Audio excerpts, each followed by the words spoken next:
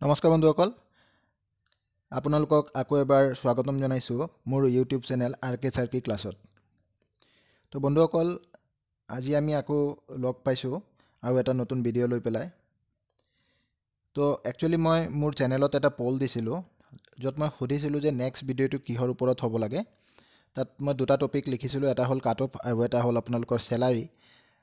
তো third grade আৰু fourth grade এমপ্লয়িজসকলৰ কাৰণে চেলাৰী ভিডিঅ' লাগে নেকি কাট অফ ভিডিঅ' লাগে। তো তাত 90%ৰ মোটামুটি 90% মানুহে কাট অফ ভিডিঅ'ৰ কাৰণে ভোট কৰিছিলে।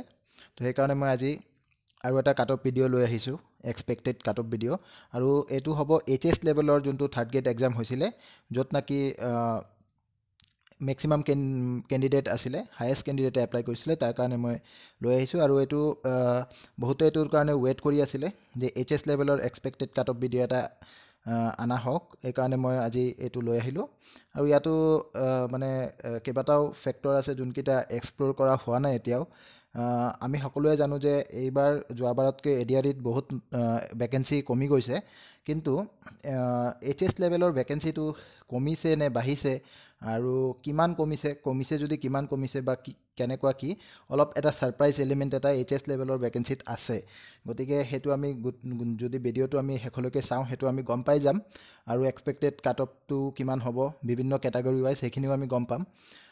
এইখিনিতে মই আৰু এটা কথা ক'ব বিচাৰিছোঁ আপোনালোকে কাট অফ ভিডিঅ'টোৰ, যিহেতু মই যোনটো ছিৰিজ চলাই আছোঁ এক্সপেক্টেড কাট অফ ভিডিঅ'ৰ, সেইটো ছিৰিজৰ অন্তত মই গোটেইকেইটা ভিডিঅ'ৰ অন্তত এটা কুৱেশ্যন মই ইণ্টাৰভিউৰ কাৰণে ডিছকাছ কৰোঁ। আৰু আপোনালোকে, মই বাৰে বাৰে কৈ আছোঁ, সেইটো লৈ আপোনালোকে বেছি মন কৰক। কাট অফটোতো চাবই, কাট অফটোতো আমাৰ এটা কুৱেৰি এটা থাকে, আমাৰ এটা জানিবলৈ ইচ্ছা এটা থাকে যে কিমান কাট অফ যাব পাৰে। আৰু এক্সপেক্টেড কাট অফবিলাক যিমান ইউটিউব চেনেলেই দি আছে, ময়ে হওঁ বা বেলেগ যিমানেই ডাঙৰ ইউটিউব চেনেলেই হওক, যিসকলে দি আছে সেইটো এক্সপেক্টেড বুলি কয়। সদায় চাব আপোনালোকে ভিডিঅ'টো বনাওঁতে যোনে বনাই আছে তেওঁ কিন্তু বাৰে বাৰে সেইটো কথা কয় যে এইটো টেণ্টেটিভ কাট অফ হয় বা এক্সপেক্টেড কাট অফ হয়। সেইটো চাই পেলাই আপোনালোকে এটা আইডিয়া পাব, কিন্তু এইটো একচুৱেল কাট অফ নহ'বও পাৰে।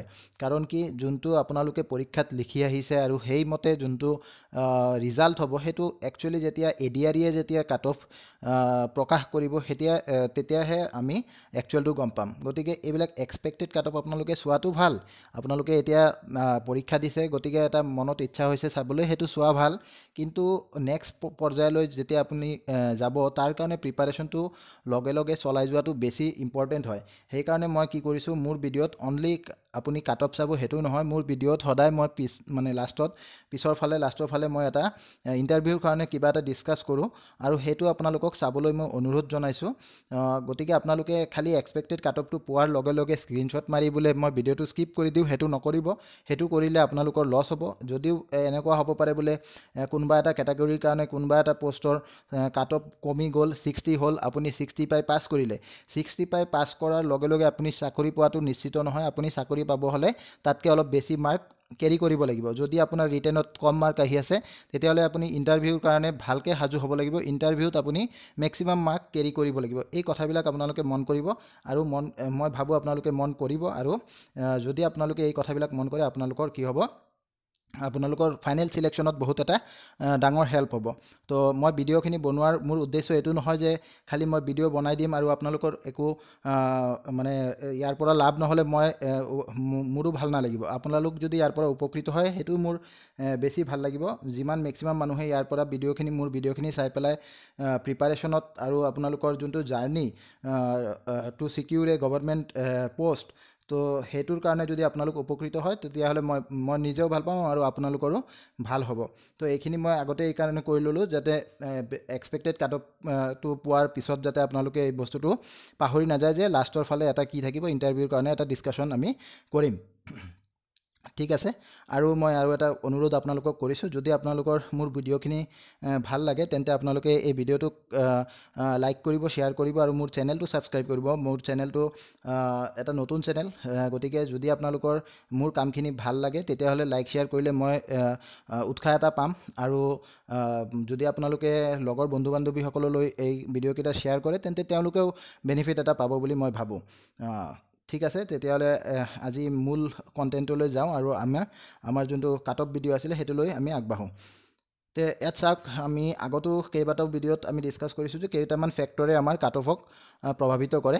তো তাৰ ভিতৰত প্ৰথম নম্বৰটো হৈছে আৰু মেক্সিমাম যোনটো ইম্পৰ্টেঞ্চ আছে যাৰ মানে সেইটো হ'ল নেগেটিভ মাৰ্কিং ছিষ্টেম। আগত যোৱাবাৰ নেগেটিভ মাৰ্কিং নাছিলে, এইবাৰ আছে, আৰু এই নেগেটিভ মাৰ্কিংটোৱে আমাক বহুতো প্ৰভাৱ পেলায় কাট অফত। আৰু তাৰপিছত আছে কি নাম্বাৰ অফ ভেকেঞ্চিজ। এইটো HS লেভেলৰ কথাটো কৈ আছোঁ। নাম্বাৰ অফ ভেকেঞ্চিজ HS লেভেলত যোৱাবাৰ আছিলে 3690 আৰু এইবাৰ আছে 3248।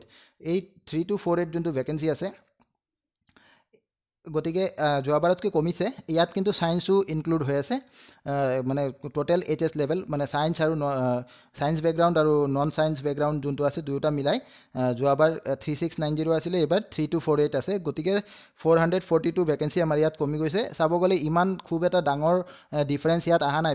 বিভিন্ন যেনেকৈ 8 লেভেল হওক বা 10 লেভেল হওক, গ্ৰেজুৱেট লেভেল হওক, সেইবিলাক যেনেকৈ ড্ৰাষ্টিকেলি চেঞ্জ হৈছে নাম্বাৰ অফ ভেকেঞ্চিছত, আমাৰ HS লেভেলত তেনেকুৱা ড্ৰাষ্টিকেল কোনো চেঞ্জ আমি দেখা পোৱা নাই। 442 ভেকেঞ্চি কমি গৈছে, সেইটো খুব এটা ডাঙৰ কথা নহয়। গতিকে ইয়াত এইটো এটা মহত্বপূৰ্ণ ভূমিকা পালন কৰিব কাট অফ নিৰ্ধাৰণত।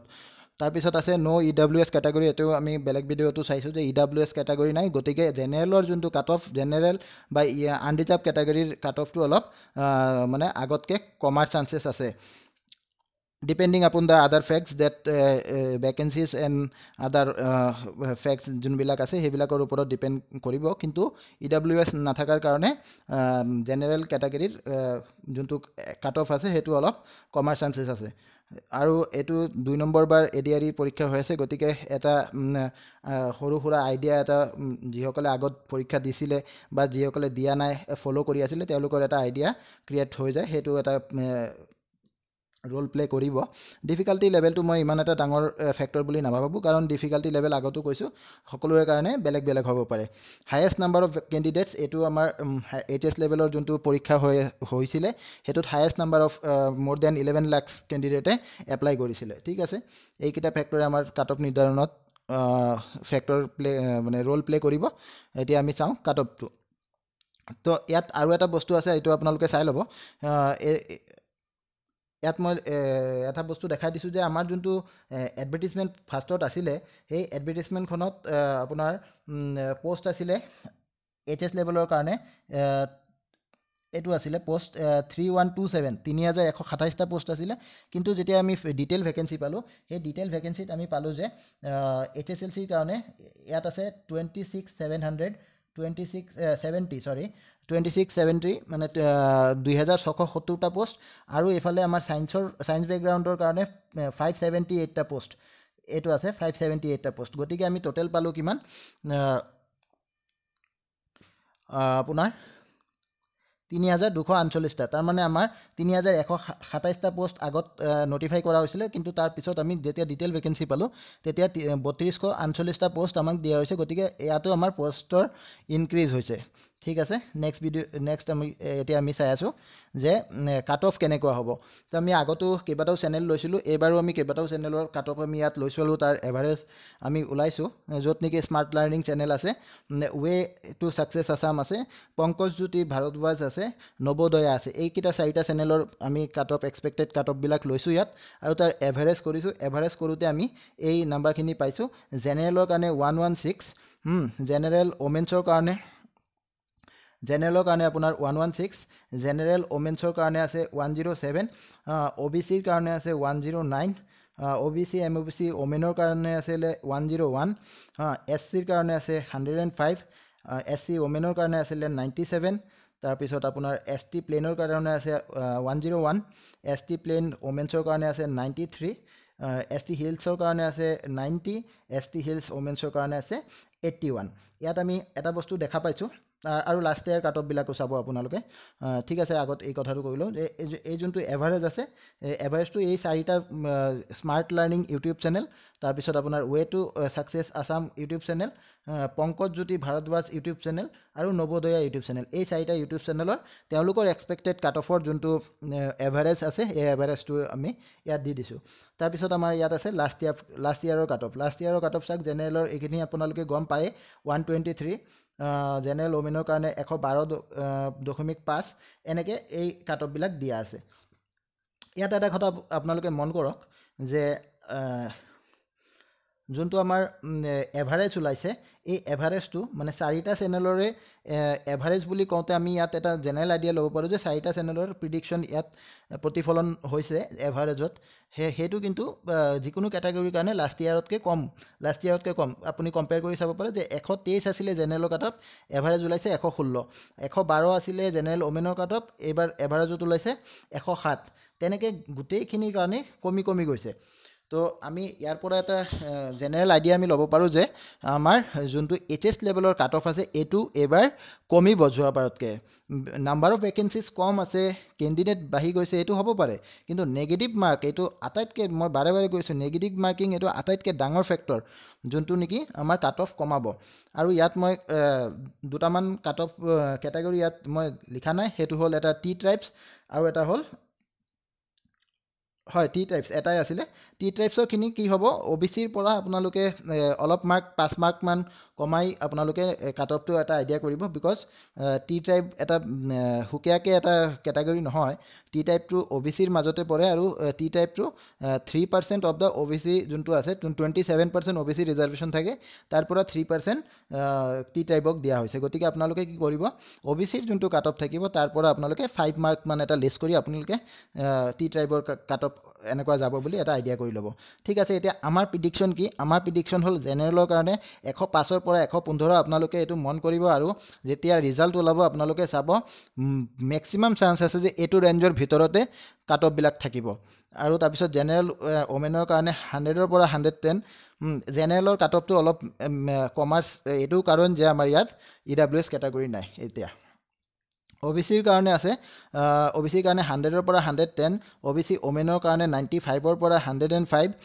তাৰপিছত আপোনাৰ SCৰ কাৰণে আছে 98ৰ পৰা 108 SC ওমেনৰ কাৰণে আছে 93ৰ পৰা 103 তাৰপিছত ST প্লেনৰ কাৰণে আছে 90ৰ পৰা 100 ST প্লেন ওমেন্সৰ কাৰণে আছে আপোনাৰ 80ৰ পৰা 90 আৰু ST হিলছৰ কাৰণে আছে 75ৰ পৰা 85 আৰু ST হিলছ ওমেন্সৰ কাৰণে আছে 65ৰ পৰা 75 এইখিনি আছিলে আমাৰ এক্সপেক্টেড কাট অফ আপোনালোকে এইটোৰ এটা স্ক্ৰীনশ্বট ল'ব স্ক্ৰীনশ্বট ল'লে আপোনালোকে এই 4টা ইউটিউব চেনেলৰ কাট অফো পাই যাব এভাৰেজো পাব লাষ্ট ইয়াৰৰ কাট অফ এণ্ড আমাৰ যোনটো প্ৰিডিকশ্যন এই গোটেইখিনি ইয়াত আপোনালোকে পাই আছে ঠিক আছে আমি এতিয়া নেক্সট আমাৰ যোনটো পৰ্চন তালৈকে আমি যাওঁ কাট অফটোতো আপোনালোকে পালে কাট অফ লৈ পেলাই খালি বহি থাকিলে নহ'ব মই বাৰে কৈ আছোঁ নেক্সট আমাৰ যোনটো পৰ্চন আছে ইণ্টাৰভিউ পৰ্চন সেইটো লৈ আমি আগবাঢ়োঁ আহক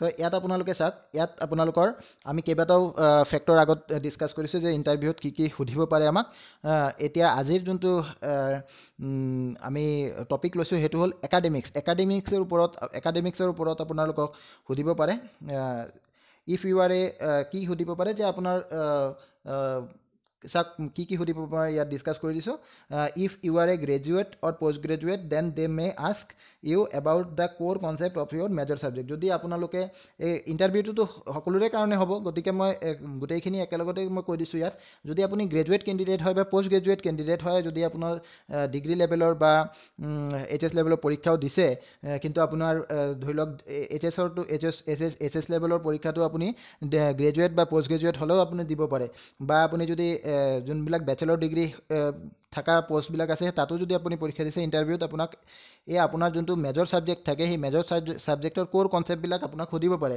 ফৰ এক্সাম্পল আপুনি যদি ইকনমিক্সৰ ষ্টুডেণ্ট হয় তেতিয়াহ'লে আপোনাক সেই ইকনমিক্সৰ যোনবিলাক কোৰ কনচেপ্ট আছে যেনেকৈ বাজেটৰ বিষয়ে সুধিব পাৰে আপোনাক ইনফ্লেশ্যন ডিফ্লেশ্যনৰ বিষয়ে সুধিব পাৰে যদি আপুনি কমাৰ্চ বেকগ্ৰাউণ্ডৰ হয় যদি আপুনি একাউণ্টেঞ্চিৰ ষ্টুডেণ্ট আছিলে তেতিয়াহ'লে আপোনাক একাউণ্টেঞ্চিৰ যোনবিলাক গল্ডেন ৰুলছ আছে সেই গল্ডেন ৰুলছবিলাক সুধিব পাৰে বা যোনবিলাক আমাৰ একাউণ্টিং কনচেপ্টছ একাউণ্টিং ষ্টেণ্ডাৰ্ডছ আছে সেইবিলাকৰ বিষয়ে সুধিব পাৰে যদি আপুনি ছায়েন্স বেকগ্ৰাউণ্ডৰ হয় তেতিয়াহ'লে আপোনালোকক বিখ্যাত যোনবিলাক মানে ছায়েন্স এক্সপেৰিমেণ্টছ আছে সেইবিলাকৰ বিষয়ে সুধিব পাৰে next if you are HS passed যদি আপুনি HS পাষ্ট হয় যদি আপুনি গ্ৰেজুৱেশ্যন কৰা নাই তেতিয়াহ'লে আপোনাক কি সুধিব পাৰে they may ask you about your stream আপোনাক ষ্ট্ৰীমৰ বিষয়ে সুধিব পাৰে যে আপুনি HSটো কোনটো ষ্ট্ৰীমৰ পৰা কৰিছে আৰ্টছ কমাৰ্চ নে science and something about that stream, তাৰপিছত আপোনাক সেইটো ষ্ট্ৰীমৰ বিষয়ে সুধিব পাৰে। যদি আপুনি কয় যে মই আৰ্টছৰ পৰা এইচ কৰিছোঁ বোলে, আপুনি আৰ্টছৰ পৰা এইচ কৰিছে, আৰ্টছৰ আমি আৰ্টছ পঢ়িলে আগলৈ গৈ আমি কি কেৰিয়াৰ পাথ এক্সপ্ল'ৰ কৰিব পাৰোঁ, বা কমাৰ্চ পঢ়িলে আমি কি কৰিব পাৰোঁ, তেনেকৈ প্ৰশ্ন সুধিব পাৰে। গতিকে আপোনাৰ ষ্ট্ৰীমটোৰ বিষয়ে আপুনি অলপ জ্ঞান লৈ যাব লাগিব। আৰু নেক্সট কি আছে, HSLC এণ্ড ক্লাছ 8 পাছ। ইয়াত মই ক্লাছ 8 লিখিছোঁ, 8, 9, 10 যিয়ে নহওক, আপুনি যদি HSতকৈ কম যদি আপুনি পঢ়িছে আৰু যদি 8 পাছৰ কাৰণে যদি আপুনি পৰীক্ষা দিছে, বা HSLC লেভেলৰ যোনটো পৰীক্ষা সেইটো যদি আপুনি দিছে, তেন্তে আপোনাক এইবিলাক ছাবজেক্টৰ বিষয়ে নুসুধিব পাৰে। 8 pass candidates may not get a question on this, that means আপোনাক ছাবজেক্টৰ বিষয়ে তেতিয়া নুসুধিব। মানে আপুনি যদি 8 পাছ কৰিছে, আপোনাৰ ছাবজেক্টৰ বিষয়ে আপোনাক কি সুধিবনো, নুসুধে। কিন্তু আপোনাক সেইটোৰ পৰিৱৰ্তে কি সুধিব পাৰে, rather they may ask why they did not continue studies after passing 8 or after HSLC। মানে আপোনাক এইটো সুধিব পাৰে যে আপুনি 8 পাছ কৰাৰ পিছত আপুনি আৰু ষ্টাডিজ কিয় কণ্টিনিউ কৰা নাই, বা আপুনি HSLC কৰাৰ পিছত আপুনি আৰু আগলৈ পঢ়িবলৈ চেষ্টা কিয় কৰা নাই। তেতিয়া আপুনি সেইটোৰ এটা ভেলিড ৰিজন আপুনি দেখাব লাগিব। ঠিক আছে, এইখিনি আমি ইণ্টাৰভিউৰ কাৰণে আমি আজি ক'লোঁ। তো আপোনালোকে ইণ্টাৰভিউ পৰ্চনটো চাব আৰু এইটো আপোনালোকে লিখি যাব, যাতে আপোনালোকৰ ভৱিষ্যতে যেতিয়া ইণ্টাৰভিউ ফেচ কৰিব, তেতিয়া যাতে ভালকৈ ফেচ কৰিব পাৰে আৰু মেক্সিমাম নম্বৰ কেৰি কৰিব পাৰে। ঠিক আছে, তো আজিৰ ভিডিঅ'ত এইখিনি আছিলে। ধন্যবাদ।